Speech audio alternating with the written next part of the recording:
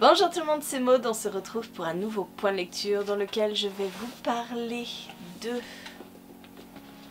Le Noir et ma couleur, le second tome La Menace de Olivier Gay paru chez Rajo. On continuera avec Les Dossiers du voile de Adrien Thomas paru chez Florus. Ensuite, très rapidement, je vous parlerai de Cœur Piment, le tome 6,5 des Filles au chocolat de Cathy Cassidy paru ici chez Nathan. Et je terminerai avec Agence Lovecraft, le premier tome, Le mal par le mal, de Jean-Luc Marcastel, paru chez Gulfstream Éditeur.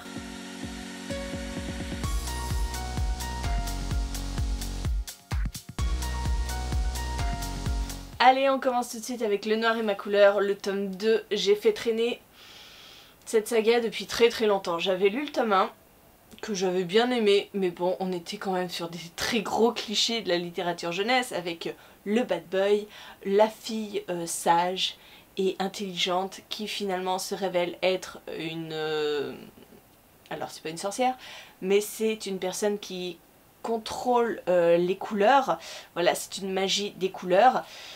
Et le premier tome se finissait et je sentais pas le besoin forcément de continuer. C'était Bérangère, il me semble, qui m'avait envoyé ce second tome parce que elle avait les nouvelles éditions et moi j'avais le premier tome dans les anciennes éditions, donc je cherchais les anciennes éditions. Bref, j'avais ce second tome dans ma palle et pour un week-end à 1000 je me suis dit mais c'est parfait, c'est écrit très gros, il faisait 300 pages, il me manquait 300 pages, c'était parfait.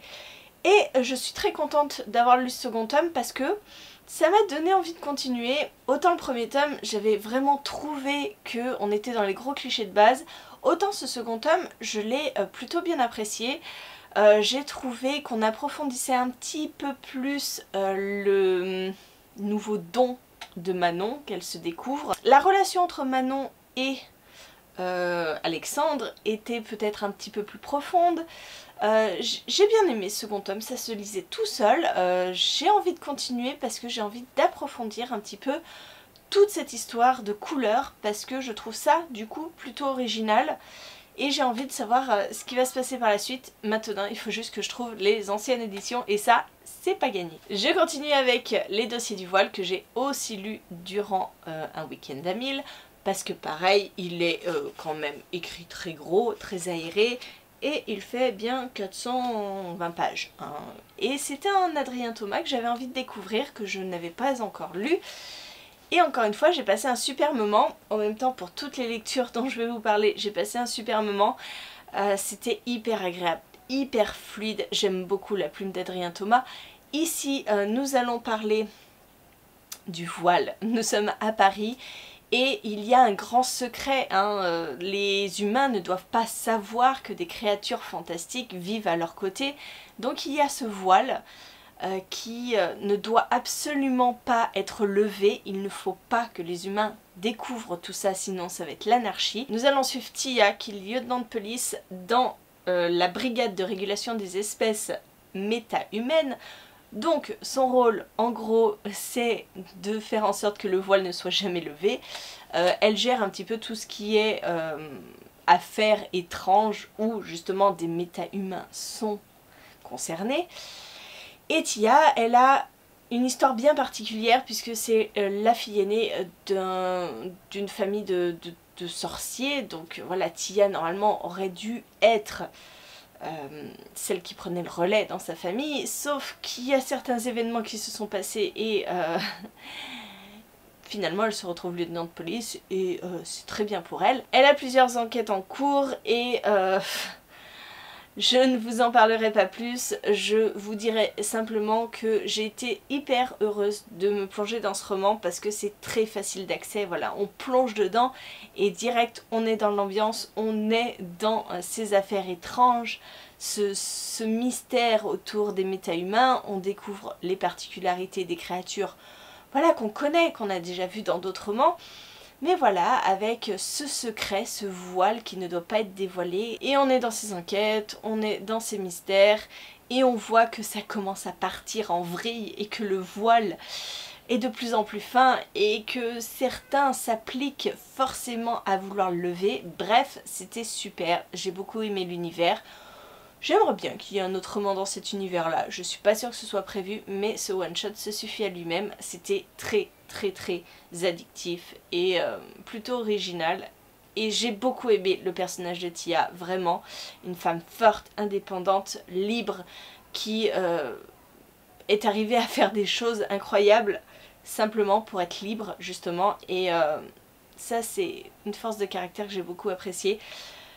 Et je vous conseille vivement de découvrir les dossiers du voile, un petit peu comme tous les livres de Adrien Thomas. Je commence à en avoir lu pas mal maintenant et je sais très bien que ce style me convient absolument. Allez, on va passer très rapidement avec ce court livre que j'ai lu pour le week-end à 1000. Oui, vous l'avez compris. On est avec la dernière histoire, le dernier hors-série des filles au chocolat, et on est avec Ash, le petit ami de Honey. C'est pas forcément quelque chose de facile d'être le petit ami de Honey, parce que dans les filles au chocolat, Honey c'est la garce, c'est la grande sœur qui n'accepte pas de Cherry, qui est odieuse, qui ne fait que des conneries. Mais on sait pourquoi, elle a un mal-être et je sais plus dans quel tome c'est, le tome qui lui est consacré. On découvre un autre aspect de sa personnalité et ça excuse pas tout bien sûr, mais ça relativise un petit peu tout ce qu'on a vu jusqu'à maintenant. Et là on est avec Ash. Ash qui est adorable, qui est un garçon qu'elle a rencontré en Australie, qui est parti faire un tour du monde, etc.